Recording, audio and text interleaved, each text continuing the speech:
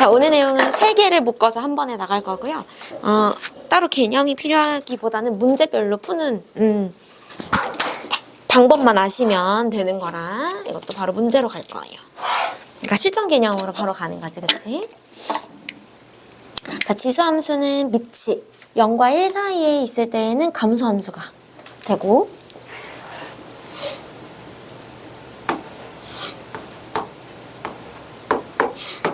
이렇게 A가 0과 1 사이에 있을 때는 감소 그래프가 그려졌었죠. 그리고 A가 1보다 크면, 그러니까 밑이 1보다 크면 증가 함수가 그려졌었죠. 이렇게. 그리고 여기는 항상 얼마다? 1이다. 그래도 이제 이걸 가지고 그냥 모든 문제를 푼다고 생각하시면 돼요. 그리고 또한 여러분들이 지수함수를 이용한 방정식, 부등식을 이용할 때는 이 모든 함수값들이 x보다 위에 있죠.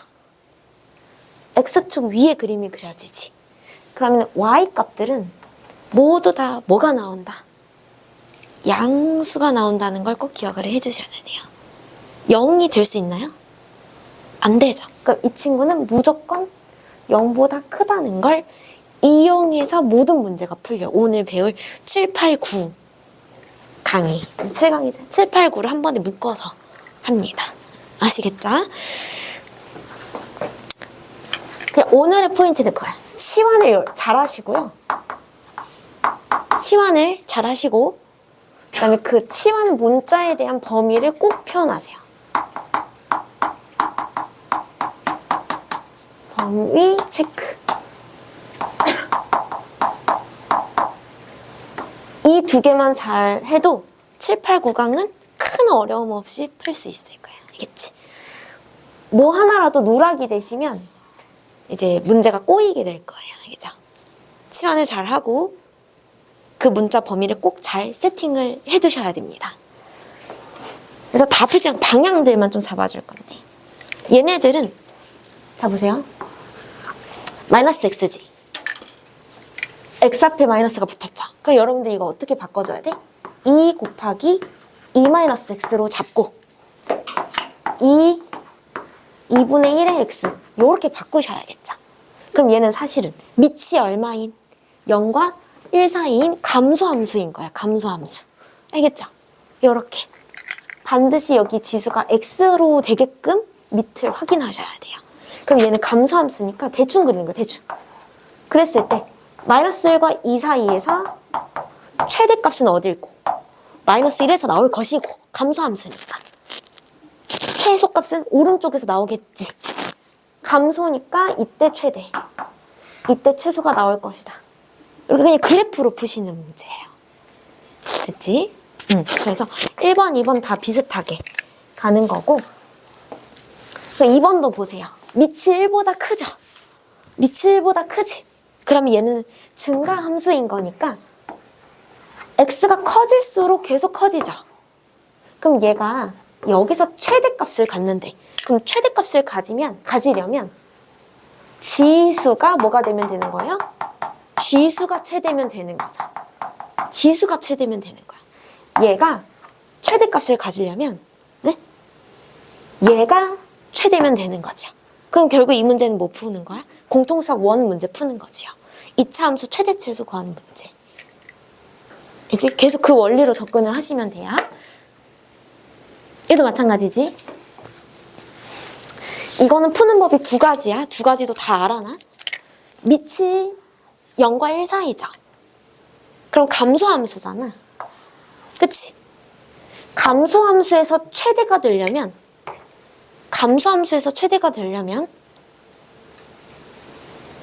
작을수록 최대죠.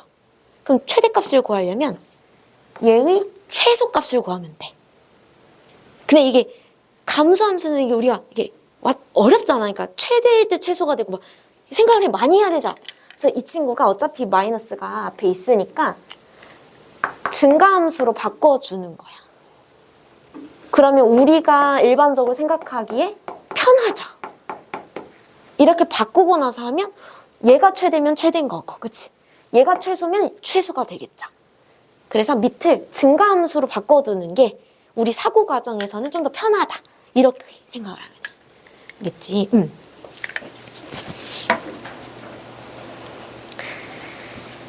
이제 4번부터는요, 치환을 여러분들이 사용을 하셔야 돼요. 그래서 4번에다가 치환 적고 4번부터는 치환하고 문자, 치환 문자의 범위까지 해줄 건데, 얘는 딱 봐도, 그죠? 2x의 제곱을 t로 치환해 주는 게 좋겠지. 자, 그런데 이제 여러분들은 치환을 하자마자 치환의 범위를 같이 적어주셔야 돼요. 항상. 치환만 자꾸 무책임하게 문제 풀면 안 돼. 내가 문자를 잡으면 반드시 걔에 대한 범위를 세팅을 같이 해줘. 세트로. 자, 2의 x제곱을 치환할 거예요. 그럼 여기에다가 여러분들 밑을 2를 박아주셔도 돼요. 상관없어요. 왜? 지수에 대한 범위는 밑이 증가함수일 때 범위랑 어때? 일치하겠죠. 그러니까 2의 0 이렇게 가셔도 된다는 겁니다. 우리 대소관계 배웠잖아. 밑이 증가함수일 때는 지수가 커지면 그 수도도 커진다. 배웠었지?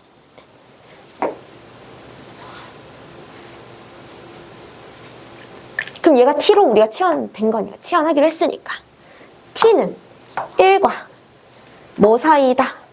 4 사이다라고 옆에다가 꼭 적어주셔야 되는 거예요. t가 0보다 큰 건 물론 당연한 거고, 그치? 이렇게. 그래서 얘로 문제를 푸시면 돼요. 그럼 t에 대한 최대치수 구하는 문제로 바뀔 거야. 알겠지? 그래서 t에 대한 범위 설정하는 게 이게 포인트다. 5번. 자, 5번 아래에다가 적어주세요. 산술기하. 산술기하 이용하는 문제입니다. 산술기하 공식 하나만 적고 갈게요. 오래돼서 까먹었을 수도 있으니까. 두 수의 합은 그거는 같다. 2 루트 AB. 두 세곱. 기하평균, 산술평균 기억나시죠? 자, 6번도 치환을 이용해서 산술기하랑 여기다 6번 아래에다가는 치환과 산술기하. 근데 치환을 뭘로 잡아주시면 되냐면요, 2x 플러스 2의 마이너스 x제곱을 치환하시면 돼요. 됐죠? 근데 이 치환식 t의 범위가 산술기하로 나와. 그래서 5번 문제가 이어지는 문제를 생각하시면 돼요. 5번 푸시면요, 여러분들 이거 산술기하로 t 범위 찾을 수 있어요. 있죠? 5번을 참고하십시오.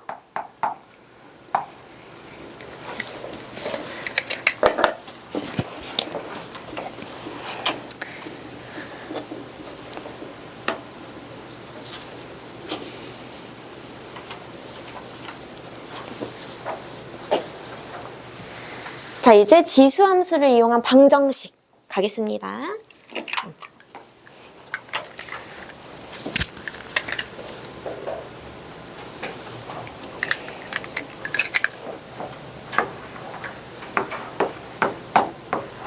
너 중학생들도 풀어. x 얼마? 밑이 같으면 지수끼리 뭐하다? 등호가 있을 때 같다. 그거 그냥 이용하는 거야. 그럼 밑이 다르면 뭐하게 만들면 돼? 같게 만들면 되는 거겠죠. 그래서 여러분들이 얘만 살짝 방향 잡으면 이렇게 밑을 같게 만든 다음에 지수끼리 뭐하다? 같다라고 잡으면 그치, 2차 방정식 세워지는 거지. 이렇게 푸시면 돼요.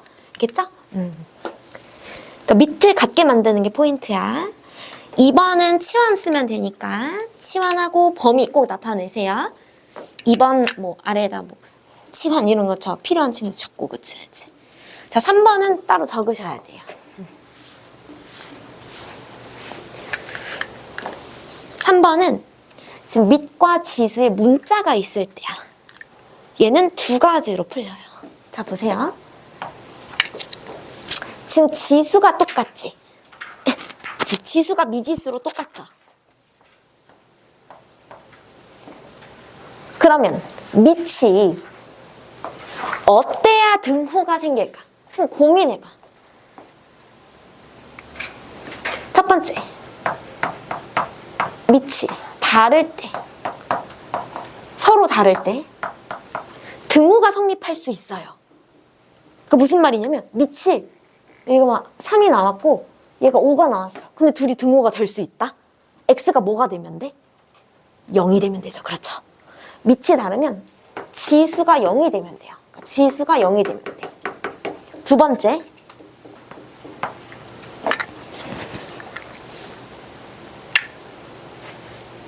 진짜 뭐가 되면 될까? 밑이 같아지면 되겠죠.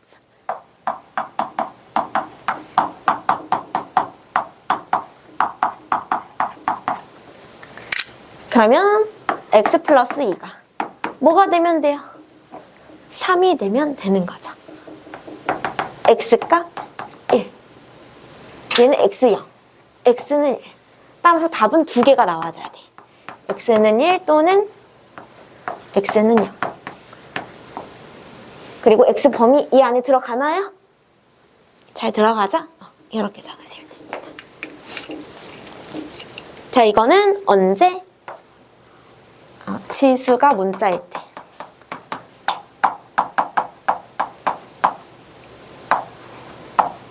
같은 문자로 같을 때. 자, 두 번째 케이스. 지수가 문자 들어가기는 다르지. 이번에는 뭐가 같아요? 밑이 같을 때 푸는 방법. 밑이 같으면 아까랑 똑같아. 밑이 같을 때는 그냥 뭐끼리 같다라고 두면 돼요? 지수끼리 같다고 두면 되겠죠. 자, 밑이 같을 때 지수끼리 같다. 같을 때 풀립니다. 그러니까 지수끼리 같으면 풀린다는 거야. 언제? 밑이 다르면. 밑이 같으면.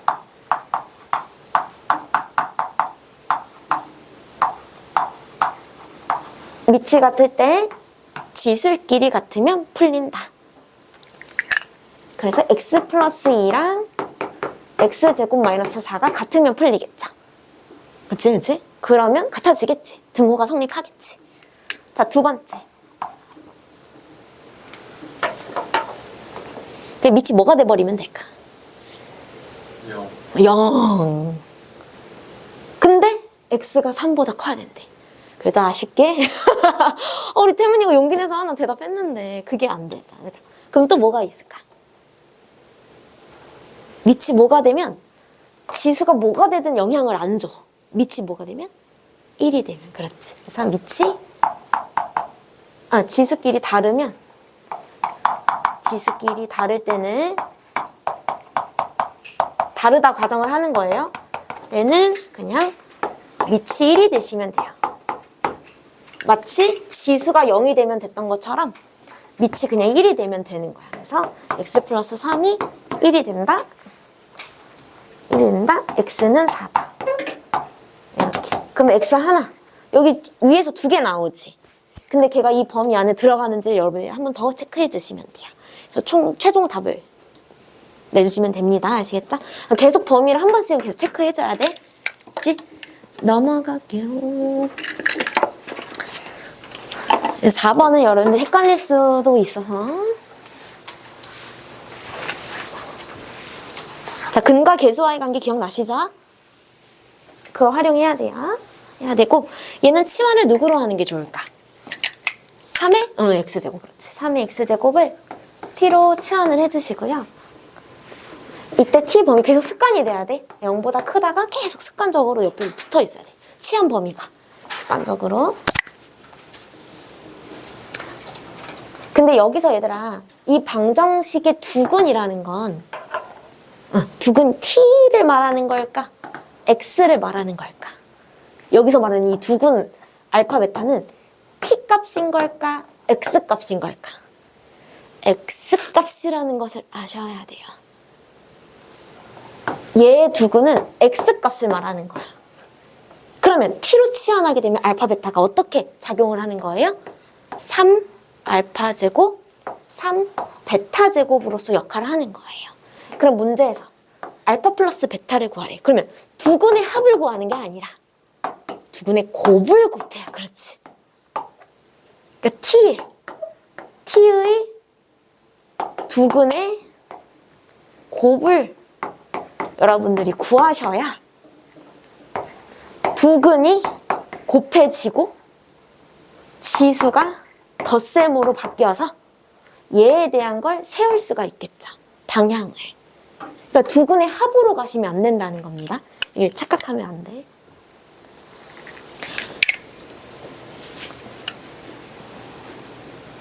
그다음에 5번도 똑같이 여러분들 치환해 주시면 되고요. 6번 한번 사고력을 발휘해 보세요. 활용이니까. 넘어가서 부등식. 부등식. 잘 적어 두시고요, 이거.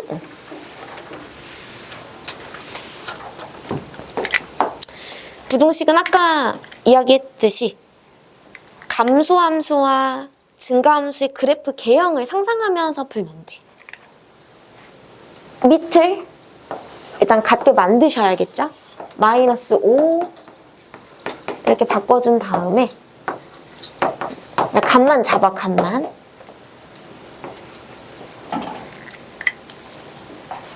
밑이 1보다 크죠? 그럼 무슨 함수? 증가함수. 근데 얘보다 얘가 더 크대. 값이. 그럼 지수끼리 비교했을 때 누가 더 큰 거야? 대소관계가 유지된다고 배웠었죠? 맨 처음 시간에. 밑이 1보다 크면 대소관계가 유지가 돼요. 얘가 크다면 지수끼리 비교해도 더 크다가 성립하죠. 이렇게 가시면 돼요. 그래서 마이너스 2x 플러스 2분의 21이 얘다. 이렇게 부등식 그냥 푸시면 됩니다. 자, x에 대한 범위 제한은 없죠?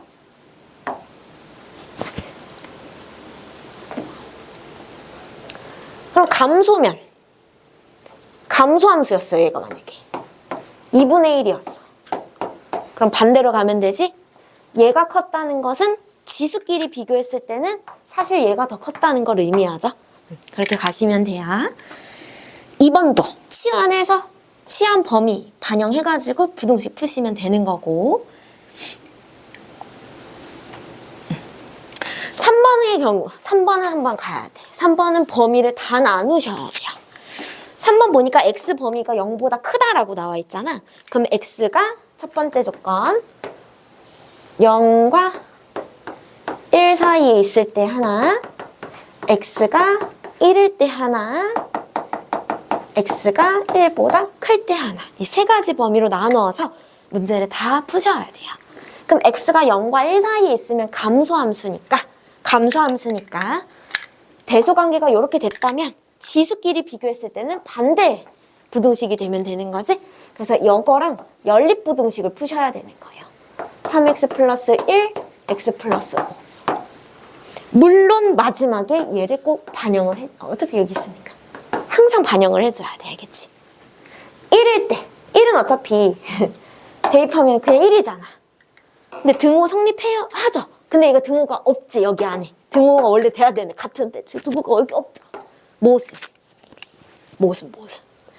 등호가 있었으면 얘도 해를 마지막에 포함해줘야 되고, 등호가 지금 없으니까 모순이 되는 거야. 그러니까 얘는 해로 포함시키면 안 되는 친구가 되는 거죠. 자, 이것도 연립부등식. 증가함수니까 똑같이 가면 되겠지. 그럼 이제 여러분들 열심히 구할 거잖아요. 여기서도 해를 구할 거고, 그치? 이때는 교집합이죠. 연립이니까. 연립의 뜻이 뭐야? 공통인, 겹치는, 그게 연립의 뜻이잖아. 교집합으로 구할 거죠? 그쵸? 근데 마지막에 최종은 뭐 해줘야 돼? 합집합. 그렇지. 됐지? 각각의 케이스들을 모두 합쳐야 되는 거지요.